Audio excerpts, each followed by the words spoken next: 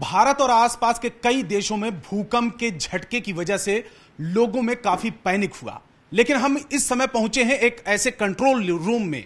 यह है national centre for seismology और यहां पर 24 घंटे मॉनिटरिंग होती है, सिर्फ देश में ही नहीं, देश के आसपास के इलाकों में, कि भूकंप के झटके आने वाले हैं, किस रेक्टर स्केल पर है, किस तरीके से तबाही मचा सकता है। ये तमाम चीजों की जानकारी यहां पर 24 घंटे सातों दिन मॉनिटरिंग की जाती है। हमारे साथ में डायरेक्टर हैं ओपी मिश्रा जी, और ये डेमो के जरिए तमाम वो जो पिक्चर के जरिए बताने की कोशिश की जाएगी कि जो भूकंप आया दिल्ली, एनसीआर और भारत के बाहर के कई देशों में आया, वो उसकी क्या वजह रही है, वो कितना ज्यादा खतरनाक हो सकता था, आने वाले दिनों में क्या इसको लेकर आशंकाएं हैं। सर, ये सबसे पहले बताएं इस पिक्चर के जरिए कि भूकंप जो आया वो कितना ज्यादा पैनिक क्रिएट करने वाला था। देखिए, जो कल रात में 10:17 और 27 सेकंड के करीब जो है रात में जो भूकंप आया, और उसकी जो मैग्नीट्यूड जो था, व्यापकता जो था, वो 6.6 मैग्नीट्यूड था। और ये 6.6 मैग्नीट्यूड स्ट्रांगेस्ट अर्थक्वेक के कैटेगरी में आता है। लेकिन गनीमत ये थी कि इस अर्थक्वेक का जो डेप्थ था वो 156 किलोमीटर नीचे था, पृथ्वी के माने सतह से नीचे 156 किलोमीटर था। तो जब जनरेट हुआ सेस्मिक वेव, जब अर्थक्वेक हुआ, जब रॉक टूटा, तो सेस्मिक एनर्जी जो है, सेस्मिक वेव दो तरह के होते हैं, बॉडी वेव, एक सरफेस वेव। तो बॉडी वेव जल्दी डाई आउट कर जाता है, लेकिन सरफेस वेव जो है डीपर अर्थक्वेक का जल्दी सरफेस पे आके वो प्रोपगेट करने लगता है, और वो प्रोपगेट करके बहुत दूर तक जाता है सरफेस वेव। तो उसी वे में जब वहां से चला हिंदू कुश में, जब ये अर्थक्वेक हुआ अफगानिस्तान में, हाँ, बता सके तो ये तो सब ये प्लेट डिस्पोजिशंस का है। ये देखिए, ये पूरी ये है, ये पूरा क्षेत्र अफगानिस्तान का है। और ये कोई नया नहीं है, यहाँ पर बहुत से अर्थक्वेक हो चुके हैं, थाउजेंड्स अर्थक्वेक हुए हैं यहाँ पर। और इसी में एक अर्थक्वेक आपका हुआ, वो मैं अभी आपके बाद में बताऊंगा। तो ये आप जो है, तो ये जो पूरी जो है प्लेट का कॉन्फ़िगरेशन है, आपने बोला कि देश विदेश में बाहर कितना शेकिंग गया, तो ये जब आप देखें तो बहुत से प्लेट हैं, पैसिफिक प्लेट है, south American plate, north American plate, African plate, Eurasian plate, उधर में आपका ऑस्ट्रेलियन प्लेट, फिर अपना आता है इंडियन प्लेट। और ऐसी इंडियन प्लेट जो जुड़ा हुआ है, इंडो ऑस्ट्रेलियन प्लेट भी कहते हैं, क्योंकि इंडिया प्लेट जो काफी माइग्रेट करते हुए अंटार्कटिका से आकर जब वो कोलाइड किया यूरेशियन प्लेट से, तो हिमालय का रचना हुआ। और इसी में इंडियन प्लेट जब कोलिशन हुआ दो प्लेट के बीच में, प्लेट क्या है, प्लेट एक लिथोस्फेरिक प्लेट है जो कि स्थेनोस्फीयर में मूव करता है। माने आपका देखिए, शरीर का जैसे संरचना है, ऊपर का जो आपका स्किन है अर्थ का क्रस्ट है, बीच का आपका फ्लेश है अर्थ का मेंटल है, नीचे का आपका बोन है अर्थ का कोर है, और उसी ऊपर वाला पोर्शन जो है 100 से 150 किलोमीटर थिकनेस पर वो फ्लोट कर रहा है स्थेनोस्फीयर में, जो कि विस्कस मटेरियल है। और प्लेट मूव करता तो ये रेजिस्ट किया और कोलिजन होकर हिमालय का रचना हुआ। और यहां पर इंडियन प्लेट जो नीचे जा रहा था वो जाना बंद हो गया, रुक गया डीपर लेयर तक, और ये बोलते हैं हिंदू कुश रीजन। तो ये हिंदू कुश रीजन में ये आपका ये अर्थक्वेक जो है, ये पूरा आप यदि इंडियन के ले तो इस क्षेत्र में काफी अर्थक्वेक हुआ, सारे ये में डिफरेंट मैग्नीट्यूड का, डिफरेंट है। आप देखिए, जितना ये आपका कलर चेंज हो रहा है, इसका डेप्थ भी चेंज हो रहा है। सर, एक चीज और है, इतने साल से देखा जा रहा है जो भूकंप आ रहा है वो ड्यूरेशन इतना लंबा क्या हाल फिलहाल के कुछ सालों में रहा है, क्या इतने ज्यादा रेक्टर स्केल पे रहा है?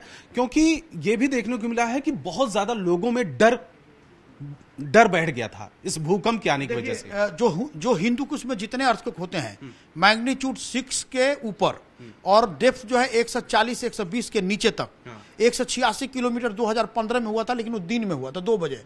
उसका भी शेकिंग जो है दिल्ली फील किया, उसका कैसे कि पंजाब फील किया, हरियाणा फील किया, जहां पर एलुवियल मटेरियल है।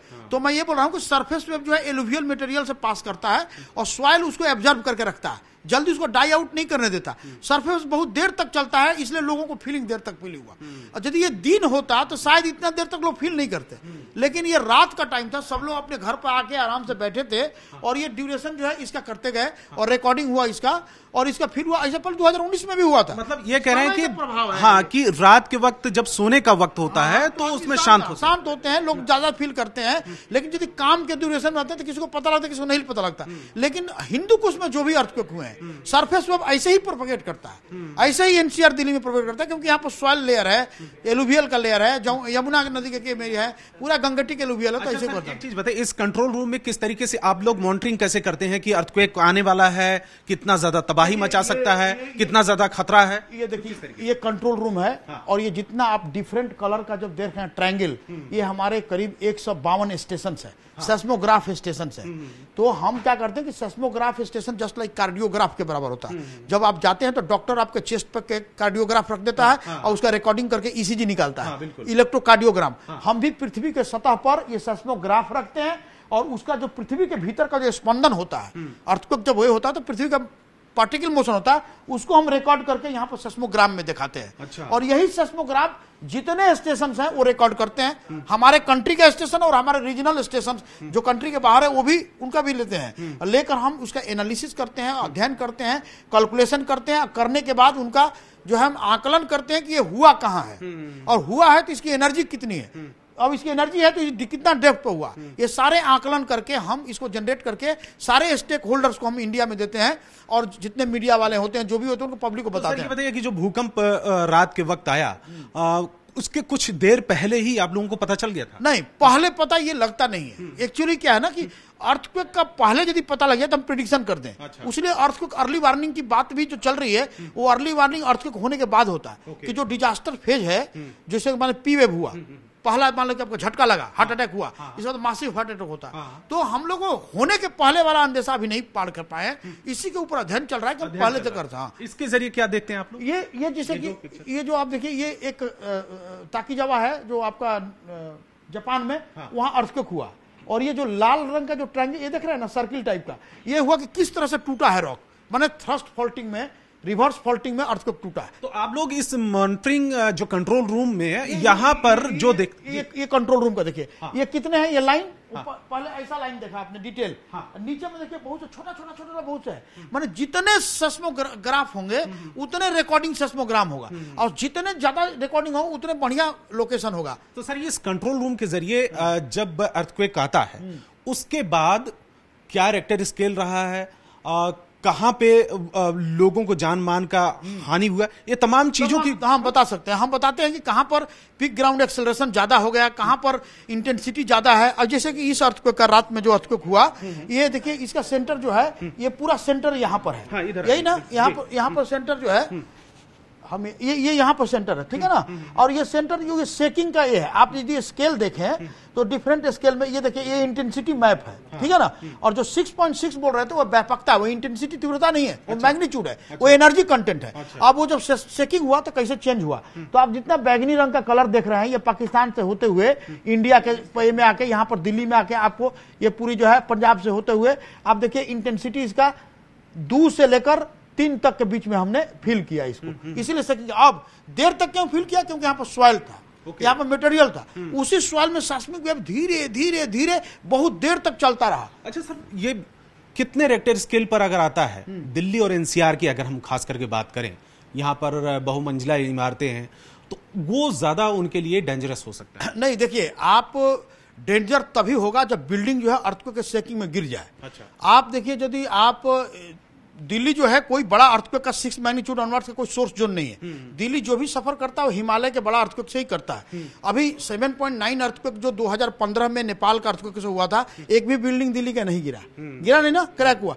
तो दिल्ली के जो संरचनाएं हैं वो हिमालय के इर्द गिर्द जो भी मैग्नीट्यूड 7.98 के करीब होता झेलता है। अब इसका एक मेन कारण है कि भाई अर्थक्वेक आपको नहीं मारता, आपको स्ट्रक्चर के वीकनेस मारता आपको। इसलिए स्ट्रक्चर को आप जो ऐसा बनाइए जो भूकंप अवरोधी हो, भूकंप रोधी हो, भूकंप के शेकिंग को रोके। अगर हम दिल्ली एनसीआर के अलावा जो नॉर्दर्न स्टेट है, उत्तराखंड है, पंजाब है, जम्मू कश्मीर है, दिल्ली है, इवन उत्तर प्रदेश है, इन जगहों पर भूकंप को लेकर कितना ज्यादा आने वाले दिनों में कुछ आप लोगों के पास में प्रेडिक्शन? नहीं, परीक्षण ये है कि जब भी भूकंप हिमालय के तरफ में होगा तो गंगेटिक एलोवियन प्लेन, हिमालय हो, हरियाणा हो, जम्मू और ये सब हिमाचल प्रदेश, उत्तराखंड तो हिमालयन बेल्ट है, जो जोन 4 और 5 के पे पड़ते ही पड़ते हैं।